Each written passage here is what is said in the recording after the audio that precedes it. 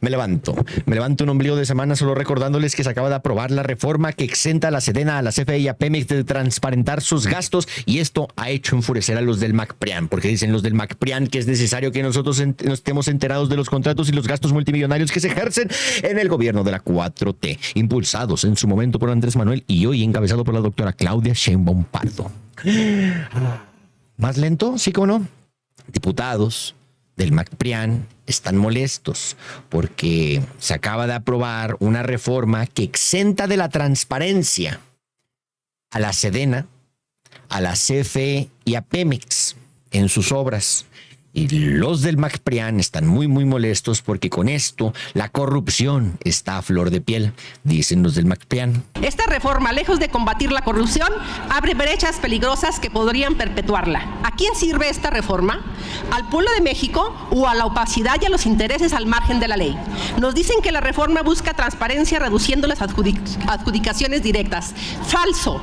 En los hechos, en el sexenio del expresidente López Obrador, 8 de cada 10 contratos del gobierno federal se asignaron por adjudicación directa. La excepción se volvió regla, minando la competencia y propiciando favoritismos. Exacto, cero competencia, damas y caballeros, es lo que más les molesta. Ya no pueden estar metiendo su dinero los empresarios, su dinero que se robaron del gobierno, que por cierto los empresarios que se robaban el dinero del gobierno ya no pueden meter mano al gobierno y por ende ya no pueden robar. Y a través de esto encontraban, ya sabes, ¿no? Acuerdos y contrataciones leoninas donde estos mismos eran beneficiados. Ya no hay esta opulencia de los empresarios que metían mano y ya no pueden meterse tampoco. Ya no se dice cuánto se va a gastar, ni quién lo va a gastar, ni cómo se va a gastar. Simplemente se hace la obra y lo que tenga que costar. Pero no, solo los de la Sedena intervienen y a través de la Sedena es que se consiguen los contratos. Nada más. Y con esto no hay, ¿cómo se le dice? Así como tómbolas. No se le dice tómbolas, no sé cómo, no me acuerdo cómo se dice, pero se les dice. Se ponen así varias empresas a concurso.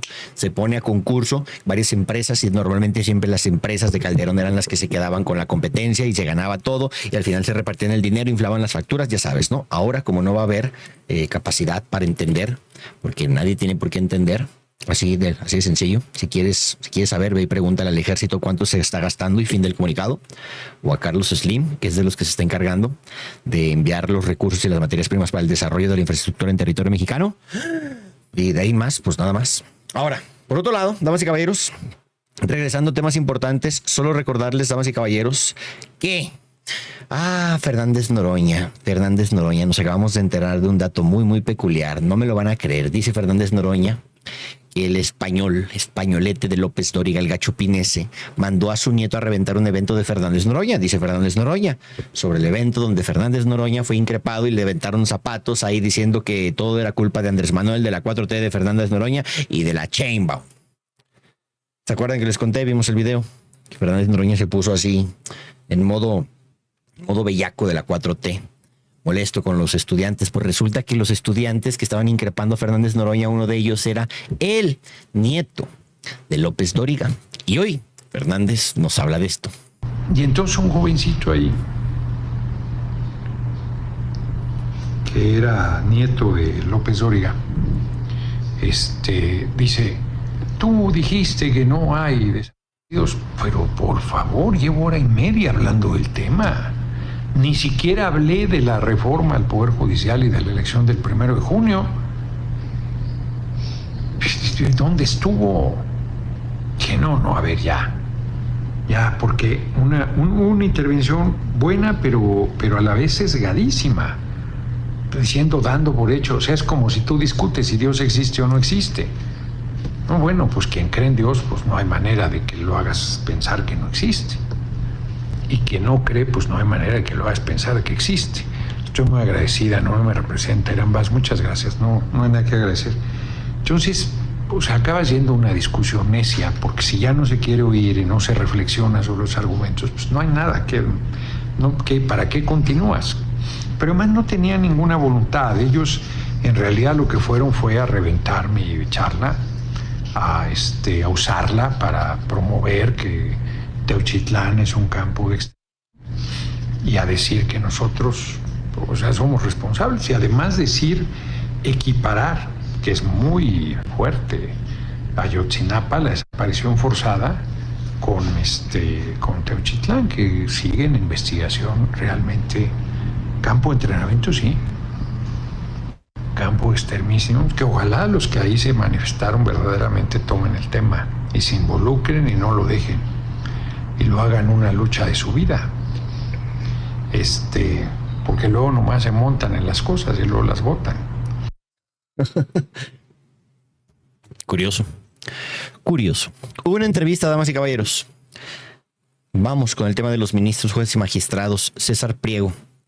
Muy súper rápido, súper rapidísimo. César, ¿cómo estás? Qué gusto saludarte. Muy bien, mi querido Juan, como siempre un placer saludarte y estar aquí contigo. Oye, pusieron a Eduardo Santillán, al candidato Eduardo Santillán, pues ahora sí que tu micrositio se podría llamar en Conóceles, ¿no? En el apartado donde uno puede consultar tu trayectoria. Quisimos ver tu currículum y pues nos apareció el de otro candidato. ¿Ya notificaste al instituto sobre esta...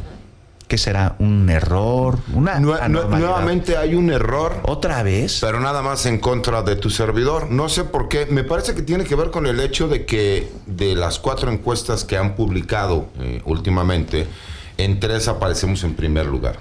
Y en la última, obviamente, que publican, aparecemos en primer lugar por un porcentaje amplio y elevado.